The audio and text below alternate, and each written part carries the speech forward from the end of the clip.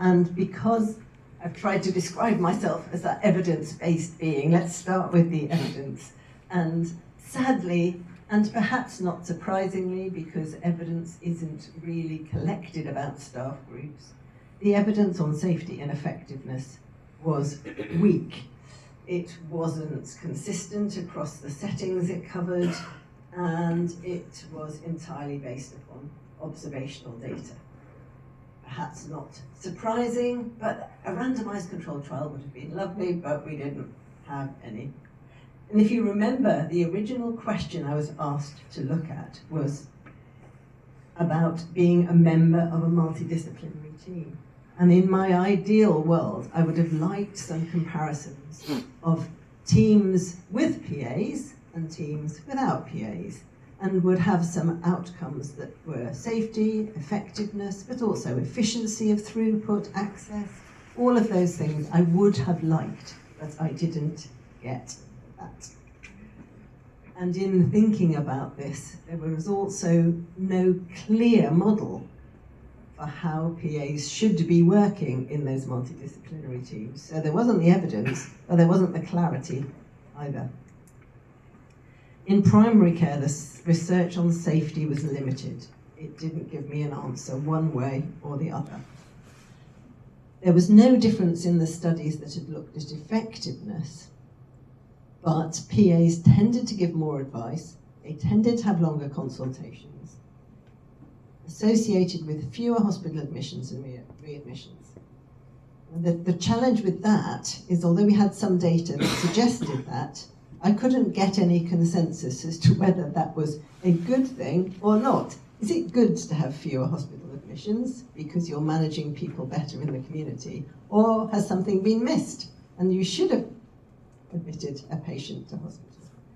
So the upshot was it wasn't possible to draw big conclusions from that data. And in secondary care, most of the research was focused on the emergency department. Again, small studies and inconclusive findings. I wasn't really surprised. This quote here is one of my favourite quotes. I used it a lot at NICE. Evidence is inherently uncertain, dynamic, complex, contestable, and rarely complete. Brackets, it doesn't give you a complete answer. So that wasn't surprising to me. It often happened when I was at NICE and we were developing guidelines. And the only thing you can do is to have the evidence front and center in the middle of this diagram, but build perspectives around it. You have to listen, you have to draw upon other types of information and use your best endeavors to come up with a wise answer. That's all you can do, and that is what I did. And you'll see in the sort of left-hand blob, the blue one, it says cost and cost effectiveness.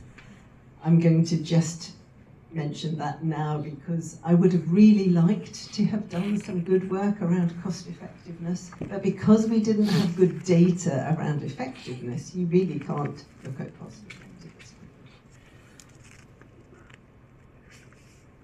So just picking up a few of those things, the patient views. If you remember, I said the patient views are really important.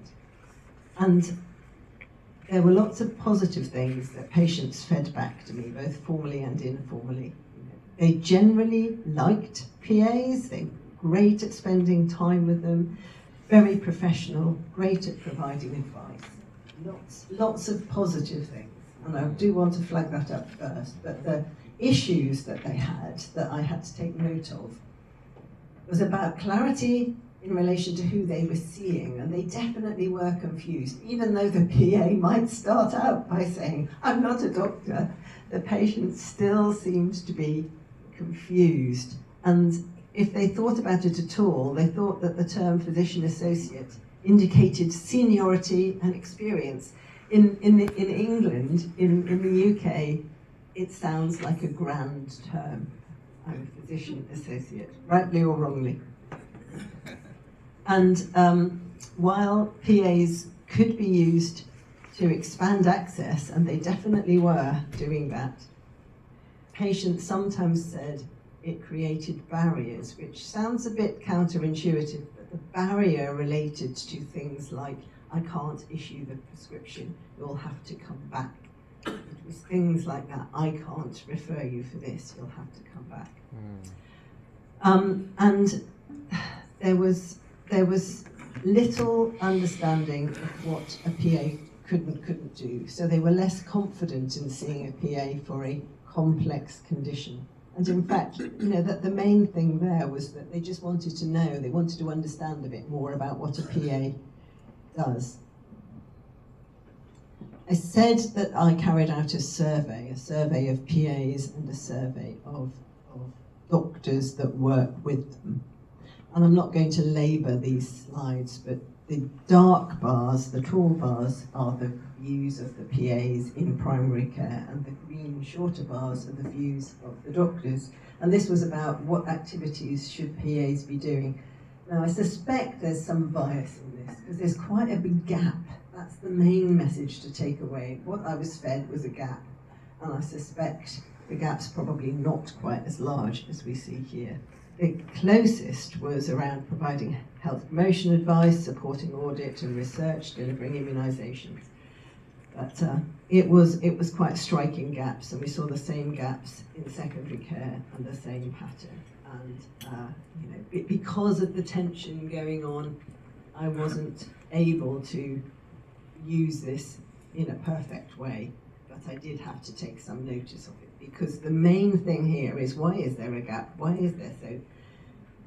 are we seeing this lack of alignment around the views? And I suspect there's a number of factors behind all of this.